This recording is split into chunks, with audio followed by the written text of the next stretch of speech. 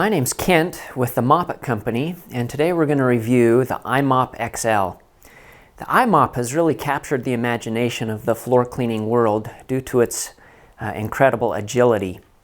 The i-Mop has an 18-inch cleaning path with removable batteries that separate and charge on an off-board charging station. The i-Mop that we're going to look at today is a used one. We just put new batteries on it, but it is used. And so the i-Mop has removable lithium batteries that are really cool. You just pop off the battery like this, and you stick it on your charger, and then while these are charging, you can pop on another spare set and run continuously, which is a really great benefit of the i-Mop, is its continuous operation if you've got a spare set of batteries. It's got two of them, and so together with both batteries, you've got a 24-volt system. 24 volts is really good because it spins your vacuum motor a little faster and gives you a little better suction. Let's go a little deeper into this machine. So this is your dirty water tank. It just pops off right like that, and this is where you drain it. So you just pull this off and take the lid and dump it down a drain. And here's your, this is where the tank's pressurized. So you need to make sure to keep this filter cleaned. And if you lose suction, that's one of the first places you check. Freshwater tank is right here, and you can just take it right over to a sink and fill it up with your fresh water and add some soap. Here's the hose coming from your squeegee bar, so you can pop this out and back flush it if it gets clogged, and it'll come right out through your squeegee hole here. And here's your squeegee. So this just pops off right like that. Take off your hose. So to change your squeegee, you've got these 8 screws. You just twist them out, and then this piece will pop off and you can pull out your blades. You need to be careful because each of these screws is a different length. And so you need to keep track of which screw goes where when you're replacing that. They are double-sided, so you can use each side of the squeegee blade, which is a really nice feature. And it just pops on. These little studs right here. The brushes are nice. They have a bunch of different aggressiveness, a bunch of different textures of brush, from really aggressive to soft.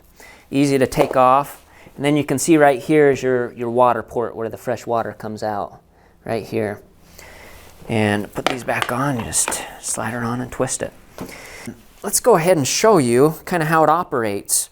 You just have your control here. It's just a simple knob. You got the 4 different settings and a water saving setting, and it's just a knob you spin. You've got your battery indicators on the dash plate, and it makes for a really intuitive control. And then when you're ready to use it, you just pull up the handle and it starts spinning up and working.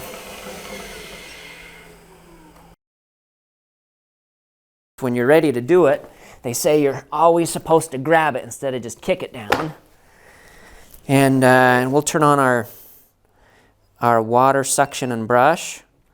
It sounds really cool when you turn it on, and it just kind of glides on the floor. You got water, you can turn it around that way. If you need to go under a table, you can bend low and then bring it on back. You can kind of see why this has captured the imagination of the cleaning world. It's so agile and moves like a mop does.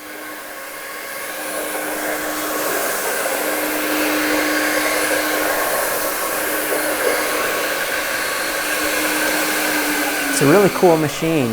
One of the things we do here is if you're running this for a long period of time, it can start to fatigue your back because you're kind of bending over and moving that scrubber in a bunch of different directions. But as far as agility, nothing tops the i-Mop.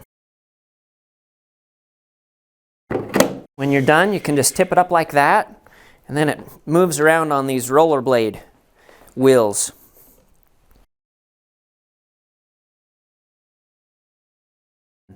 And so that's kind of a rough review of the i-Mop. It's a really cool machine. All right, let's get into the specs on the i-Mop XL. The i-Mop XL has a cleaning path of 18.1 inches, a fresh water tank of 1 gallon, recovery tank size of 1.5 gallons. The solution flow rate is 0.07 gallons per minute on the normal mode, which lasts about 13 to 14 minutes per tank. The brush speed is 350 RPMs. Square footage per hour is 10,000 to 14,000. Uses a 24-volt single-stage vacuum motor. Has a 1-hour runtime, an off-board battery charger. The dry weight of the machine is 57 pounds. Some of the pros are that it has incredible agility. It looks really cool. It can clean under tables. An easy-to-clean squeegee hose. It uses a 24-volt power system, so it has plenty of power, and the squeegees are reversible. Some of the cons for the i-Mop XL are durability. It's not built very tough. It uses a smaller 1-inch squeegee hose. The i-Mop can sustain damage if it falls out of its storage position.